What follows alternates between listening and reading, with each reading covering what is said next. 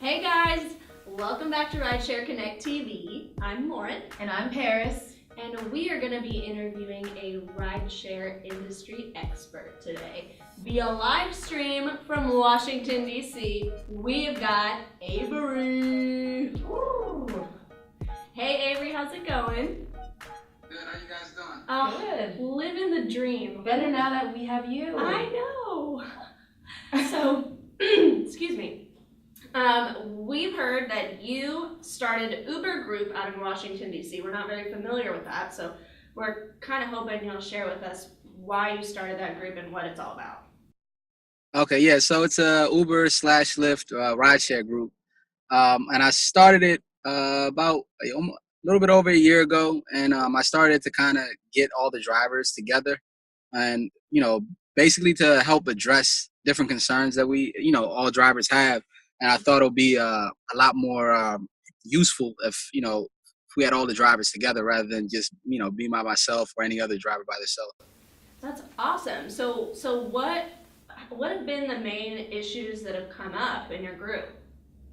As far as what, the group or the What are some of the concerns that they bring up? That the drivers bring up? Oh man, it's an endless amount of issues.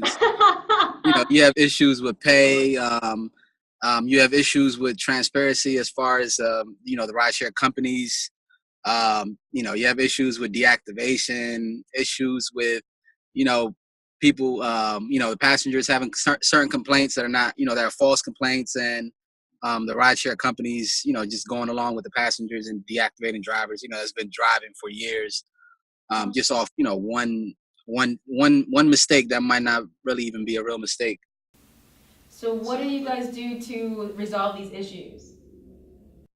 Basically we help each other out. So there's certain things that two people might go through the same situation, and one person might be able to resolve their situation where the other person might not know how to do it.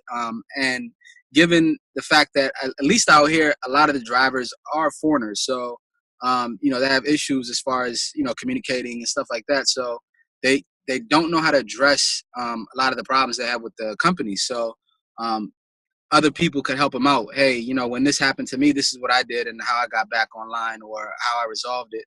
So it helps out a lot. Wow. Okay, so you started this over a year ago, and it's grown exponentially. But there are other groups that are out. There are other Uber groups that are out there as well. How do you get people to join your group?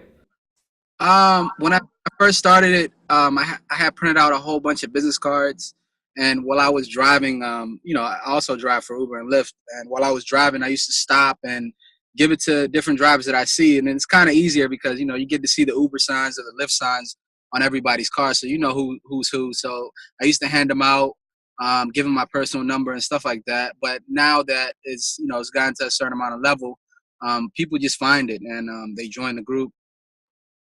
So personally, Avery, do you feel that Uber is better than Lyft or Lyft better than Uber? Ooh, that's a tough question. Yeah. We gotta know. I believe Lyft is a little better than Uber. I was not expecting that. Me either. I was not expecting that. Yeah, nah, they're definitely a little better than Uber. But at the end of the day, they're both the same machine. So, Okay, well, why do you, does it have to do with safety issues that you agree with the better, or is it like easier to communicate with them? Or is it about the pay? it's I don't really even look at. It's not necessarily about the pay for me, because the pay it can go either or depending on anything. So Lyft might pay a little more this month, and Uber might pay a little more next month, and it balances out. So the pay ends up being the same regardless of when and how you look at it. But really, it's about how transparent the company is and how they actually deal and treat drivers. I think Lyft edges them a lot more than Uber does. Wow. Do you get, for either Lyft or Uber, do you get gas cards? How does that work? Are you paying for those things on your own? No, they have them. They have them. I call them company thefts. So a lot of things that they do provide are they're really a sneaky way to kind of steal and make more money off the driver. they kind of tie it up and make it seem like something good for the driver. But in reality, if you kind of look, dissect it and look deep in it, it's really a way to kind of take more from the driver than they already do. So I stay away from, gas cards. I stay away from, the vehicles they rent from I Ford. was gonna ask. Yeah. Oh.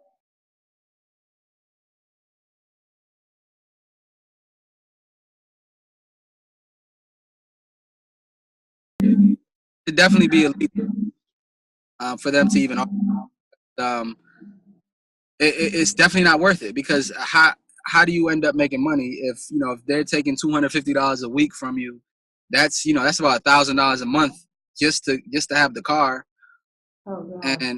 And it's not easy. Contrary to belief, I know it seems like Uber and Lyft drivers make a lot of money, but it's not that easy. There's a lot of drivers that stay on the road 13, 14 hours a day just because they have a rental car, and that kind of moves into safety issue.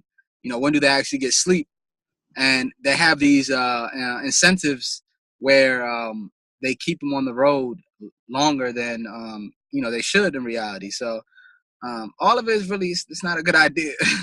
Oh my gosh. The Well, struggle sometimes. the struggle is real. Let me tell you about it. Yeah. Well, thank you so much. It's been great getting to kind of understand what it's like. I mean, Behind the scenes. because I mean, we take Uber and Lyft, but we're not the drivers. That's for Yeah, sure. it's definitely a different story. But it's nice to communicate with you and kind of understand where drivers are coming from, because we obviously don't understand that perspective, and it's really awesome what you're doing to help bring drivers and the company together. That's fantastic. So thank you for being on the show. We really appreciate it. Thank you for having me. Absolutely. Have a good one. You too. Thank you. And thank you guys for joining us on Rideshare Connect TV. We're really glad we got to show you guys the Washington, D.C. metro perspective. And we know that this thing is huge. Ride sharing is global. So we want to hear from the industry experts everywhere. Maryland, New York, Kenya, Japan, it doesn't matter. We want to hear from you guys. So make sure to hit us up at info@rideshareconnect.tv. Connect with a K. Absolutely. And remember, if you're not driving, you're not making money. And if you get into an accident, remember who our sponsors are, the Rideshare Attorney Hotline. And their number is 888-418-4818. The easiest number to remember. Come on. Easiest number. So we'll catch you guys next time. Bye. See ya.